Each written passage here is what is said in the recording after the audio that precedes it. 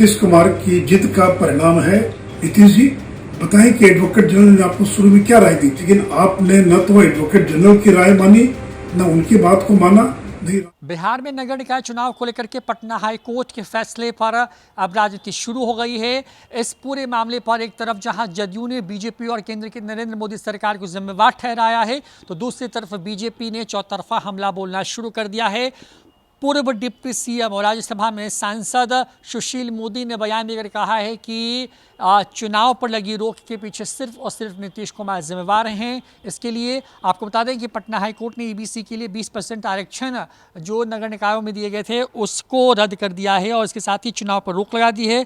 इस पूरे फैसले के बाद जो है जदयू ने जब केंद्र की मोदी सरकार पर आरोप लगाया तो सुशील मोदी ने कहा है कि अति पिछड़ों को नगर निकाय चुनाव में आरक्षण से वंचित करने के लिए नीतीश कुमार जिम्मेवार हैं। क्या कुछ कह रहे हैं सुशील मोदी, पहले सुनवाते हैं आप। नीतीश कुमार की जिद का परिणाम है कि बिहार के नगर निकाय चुनाव के अंदर अति पिछड़ों के आरक्षण को पटना हाईकोर्ट को समाप्त करना पड़ा है। सुप्रीम कोर्ट का बड़ा स्पष्ट निर्देश था कि बिना ट्रिपल टेस्ट के किसी भी चुनाव के अंदर आरक्षण नहीं दिया जा सकता है।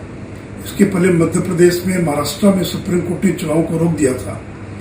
बिहार के एडवोकेट जनरल और राज्य निर्वाचन आयोग ने बार बार राज्य सरकार को बताया ये गलत हो रहा है, सुप्रीम कोर्ट का निर्देश है, लेकिन नीतीश कुमार नहीं माने। और अब उसी का परिणाम है कि अति पिछड़ों को जो बिहार के नगर निकायों में आरक्षण मिला हुआ था उसको चुनाव आयोग ने रोक दिया है।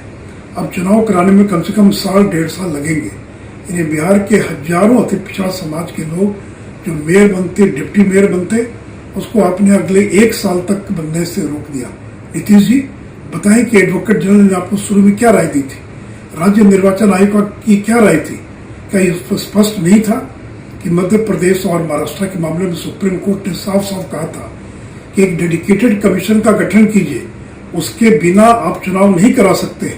यह पॉलिटिकल रिजर्वेशन नौकरियों के आरक्षण से अलग है, लेकिन आपने न तो एडवोकेट जनरल की राय मानी न उनकी बात को माना, न राज्य निर्वाचन आयोग के निर्देश को माना।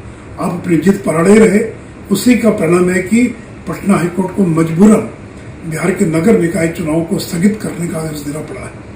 तत्काल बिहार के सभी चुनाव को रोका जाए और सर्वदलीय बैठक बुलाकर आगे की रणनीति पर विचार किया जाए।